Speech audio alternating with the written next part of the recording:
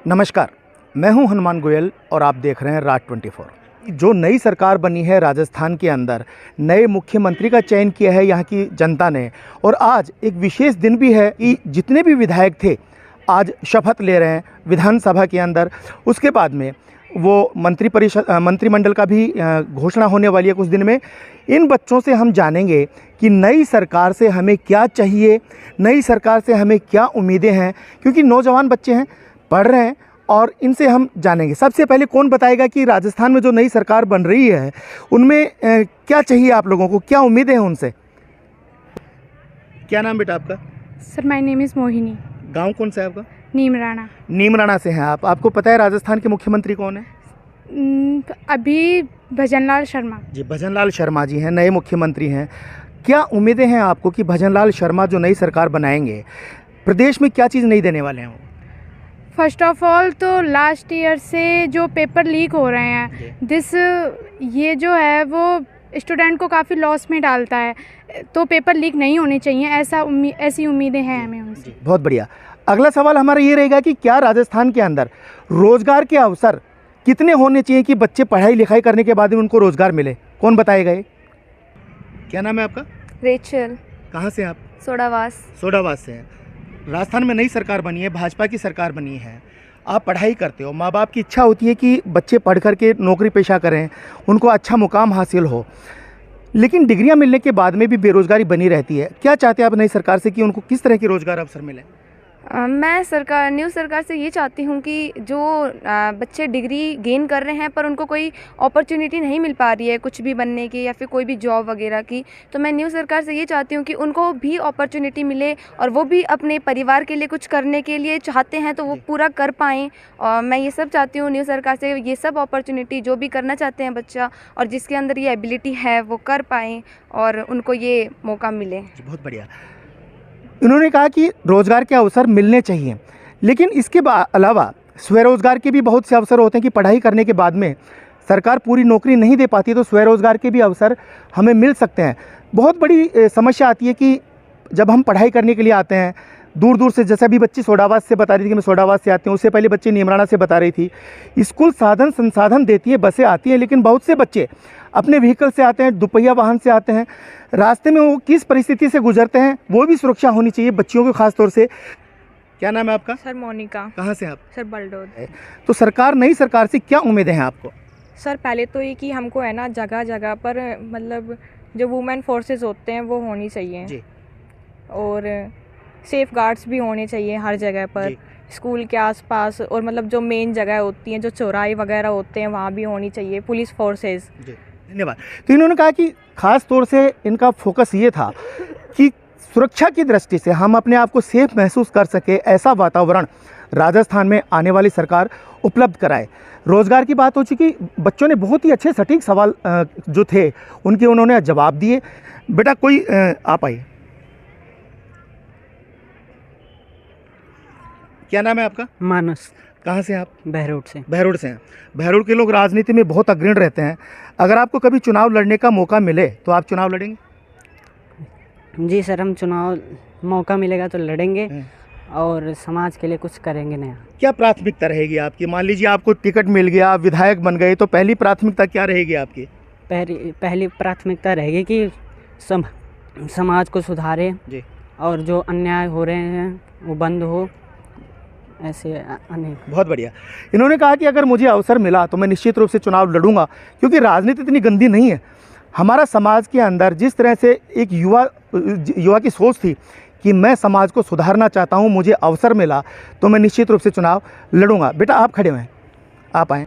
क्या नाम है आपका? ऋषिका यादव। कहाँ से आप? कारोडा से। कारोडा से हैं। आप ये बताओ कि राजनीति के अंदर युवाओं की भागीदारी कितनी होनी चाहिए? अगर आपको भी अवसर मिले सरपंच का चुनाव लड़ने का, डेलीगेट का, विधायक का, क्या आप तैयार हैं? जी। आपकी रुचि है राजनीति के अंदर? Yes sir. तो क्या सुधार करेंगे सबसे पहले? महिलाओं की सुरक्षा के लिए। इसके अलावा रोजगार देने का कार्य। जी। किस तरह के रोजगार उपलब्ध कराएंगे आप? सरकारी नौकरियां तो बहुत कम है, किस तरह के रोजगार उपलब्ध करा सकती हैं? सर उन बच्चों के लिए जो उनके लिए सक्षम तो है पर उनको जॉब नहीं मिल पा रही। जी धन्यवाद, बहुत बढ़िया। क्या नाम है आपका? तनीषा। तनीषा। गांव कौन सा आपका? बहरोड। बहरोड। बेटा नई सरकार बनी है, नई सरकार से आप कितनी उम्मीद रखते हैं? नई सरकार से मैं ये उम्मीद रखती हूँ कि जो ग्रामीण क्षेत्र है वहाँ पे सड़कें अच्छी हों, जी। रोज़गार मिले और कोई भी बेरोज़गारी का सामना ना करे। तो रोज़गार कहाँ से उपलब्ध कराएं? रोज़गार जो बेरोज़गार हैं उनको अच्छे मतलब उनको अच्छी चीज़ों के लिए अपॉइंट करें। जी। नई सरकार बन गई है राजस्थान में, आप अपना नाम बताएं पहले तो। कोमल यादव, कहाँ से आप? बैरोड। बहरोड से हैं। नई सरकार बनी है, नई सरकार से कितनी उम्मीदें हैं आपको?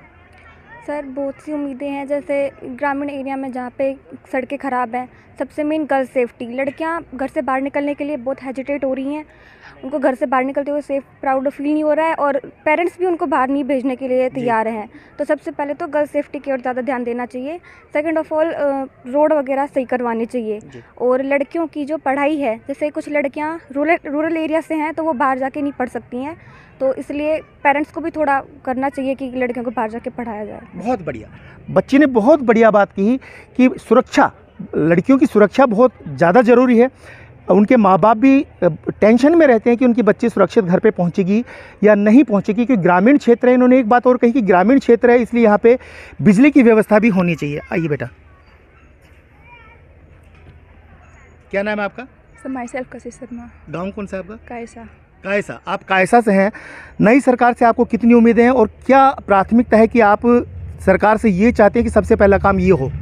सर आजकल ऐसे नेता नियुक्त हो रहे हैं जो कि भ्रष्टाचार को बढ़ावा दे रहे हैं, जिससे कि छोटे छोटे काम भी रिश्वत लेकर घूस से हो रहे हैं। और जो ग्रामीण क्षेत्र में युवा वर्ग है, गरीब लोग हैं, वो अफोर्ड नहीं कर पा रहे उनकी रिश्वत को, तो पहले तो उनके लिए सख्त कानून बनाने चाहिए। नेताओं के खिलाफ ही आप हैं कि नेता भ्रष्ट नहीं होने चाहिए, उनके खिलाफ कानून हो। भ्रष्टाचार तभी खत्म होगा, तभी विकास होंगे। बहुत अच्छी बात कही बेटी ने। रिश्वतखोरी, भ्रष्टाचारी जब ये खत्म होगी तो ही सही मायने में प्रदेश का विकास होगा। बेटा आपका? निधि, कहाँ से आप? हिमाचल। हिमाचल से हैं।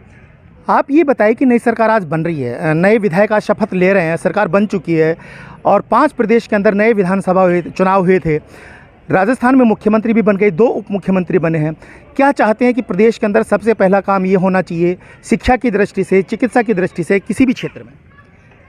सबसे पहले तो हर ज़िला में अस्पताल होने चाहिए, जिससे कि गरीब जो लोग होते हैं उनको दिक्कत ना हो। सरकारी अस्पताल होने चाहिए। सरकारी स्कूल में जो कंडीशन है वो आजकल बहुत ख़राब है, तो उनको सुधारा जाना चाहिए। और फार्मर्स जो है वो उनको रात में बिजली ना दी जाए और दिन में बिजली दी जाए, क्योंकि उन्हीं से हमारा पेट भरता है, उन्हीं की वजह से हम आज जी रहे हैं। देखिए बेटी की कितनी अच्छी सोच थी कि किसानों को रात को बिजली न दी जाए। ज्वलंत मुद्दा है ये, बहरोड का भी है कि किसानों को दिन में बिजली दी जाए, और बहुत ही अच्छा उन्होंने अपना सुझाव दिया। हम इधर से कुछ बच्चों को लेते हैं। बेटा आप खड़े हो, क्या नाम है आपका? My self Rishabh. गाँव कौन सा है? जखराना। जखराना। जखराना गाँव पता है किस लिए फेमस है? बेर, बकरी और बाजरा।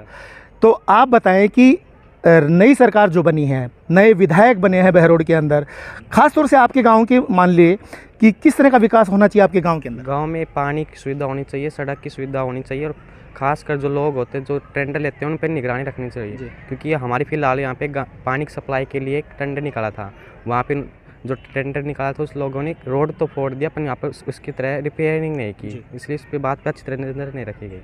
क्या नाम है आपका? वैभव शर्मा। गाँव कौन सा है आपका? जखराना। जखराना, आप भी जखराना से हैं और लंबाई भी काफ़ी लंबी चौड़ी है आपकी। आप ये बताइए कि आप क्या बनना चाहते हैं, क्योंकि इन्हीं बच्चों में से कोई नेता भी बनेगा, डॉक्टर भी बनेगा, पत्रकार भी बनेगा, समाज सेवक भी बनेगा। आप क्या बनना चाहते हैं? मैं फौज में जाना चाहता हूँ। आप फौज में? आप फौज को ही क्यों चुन रहे हैं? पढ़ाई लिखाई करने के बाद में लोग कहते हैं कि फौज को चुनना पसंद नहीं करते। नहीं, उस अपनी देशभक्ति के ऊपर जाना चाहते हैं। और नई सरकार से आपको क्या उम्मीदें हैं?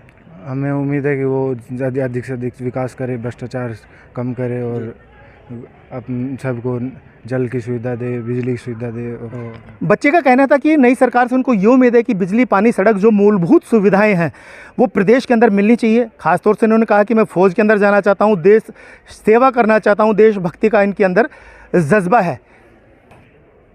क्या नाम बेटा आपका? सचिन। सचिन, कहाँ से आप? गोकुलपुर। गोकुलपुर से। क्रिकेट खेलेंगे आप? Yes sir. खेलते हो आप? Yes sir. सचिन तेंदुलकर की तरह से नाम करेंगे? Okay sir. पूरी उम्मीद है? Yes sir. तो आप बताएं नई सरकार से आपको क्या उम्मीद है? हमें नई सरकार से ये उम्मीद है कि सबसे पहले तो वो बेरोजगारी को हटाए, ताकि अमीरी और गरीबी में से अंतर हटा सके, और जो भी कोर्ट न्यायालयों में अभी तक केस पेंडिंग में उनको तय सीमा देकर निर्धारित समय में पूरा करे, और जो भी सरकार काम करे वो उसका पूरा काम गरीबों तक पहुंचना चाहिए। बहुत अच्छा। सचिन ने कहा कि गरीब और अमीर के बीच में जो खाई है वो पाटनी चाहिए नई सरकार को, और इन बच्चों ने अपने अपने विचार दिए, बहुत अच्छे विचार थे उनके। अब हमारे साथ सुमित जी हैं, बहुत ही कम उम्र के अंदर, मैंने अभी इनसे जानकारी ले रहा था मैं, सिर्फ 29 साल की उम्र के अंदर इन्होंने शिक्षा के क्षेत्र में कदम रखा और आज ये 42 साल के हैं। 13 साल के अंदर, मात्र 13 साल के अंदर इन्होंने जो आधारशिला रखी, इन्होंने इन बच्चों को इतनी सुविधाएं दी। हमारे ज़माने के अंदर तो ऐसे ड्रेस वगैरह भी नहीं थी, कोट पैंट भी नहीं थे, खाकी पैंट और नीली शर्ट हुआ करती थी, हवाई चप्पल पहन के स्कूल जाया करते थे। आज बच्चों की गणवेश देख करके बहुत अच्छा लगता है। सर, आप शिक्षा के क्षेत्र में इतनी जल्दी बुलंदियाँ हासिल कर गए, क्या राज है इसका? जी, सबसे पहले मैं राज 24 न्यूज़ चैनल का हार्दिक अभिनंदन करूंगा कि उन्होंने अपने कीमती समय से समय निकालकर नई सरकार के गठन के विषय में विद्यार्थियों के विचार लिए। बिकॉज़ यूथ आइकन होती है और इन युवाओं से रूबरू होना एक अच्छी बात है। जैसा कि गोयल साहब ने बताया कि मैं 29 की एज में इस एजुकेशन लाइन में आ गया था, उससे पूर्व में भी मैंने अपने अनुभव रखे, अपने शिक्षा के क्षेत्र में अदर इंस्टीट्यूशंस में भी सेवाएं रखी। वक्त बीतता गया और एक समय आया जिसमें हमने यूनिक को एक अंकुरण के रूप में रखा, एक छोटा सा बीज लगाया, आज एक विशाल वृक्ष का रूप ले चुका है। यूनिक की और भी शाखाएं, जिसमें कॉलेज, बीएड कॉलेज, इंटीग्रेटेड अन्य हिंदी और इंग्लिश मीडियम संस्थान भी मेरे चलते हैं। ये सब देवी सरस्वती और मेरे टीम के आशीर्वाद से संभव हुआ है। जैसा कि आपने कहा कि इतने कम समय में कैसा हुआ, मूल में जवाब पर आता हूँ। समय समय पर किए गए इनोवेशन, नवाचार ही हर एक व्यक्तित्व, हर एक संस्थान, हर ऑर्गेनाइजेशन को इसी प्रकार सफलताएं हासिल देते हैं। यूनिक दूसरों के पद चिन्हों पर चलता नहीं है, यूनिक अपने पद चिन्ह स्वयं बनाता है। इसी थीम के साथ काम कर कर मैं इस नवाचार की बेला में चल रहा हूँ। सुमित जी, आपने शिक्षा को कभी व्यवसाय का रूप नहीं दिया और समय समय पर आप सामाजिक सरोकार में भी अग्रणी भूमिका निभाते हैं। अभी हाल ही में आपने वृद्धजनों का भी सम्मान किया, ये प्रेरणा आपको कहाँ से मिलती है? मैं एक धरती पुत्र किसान का बेटा हूँ।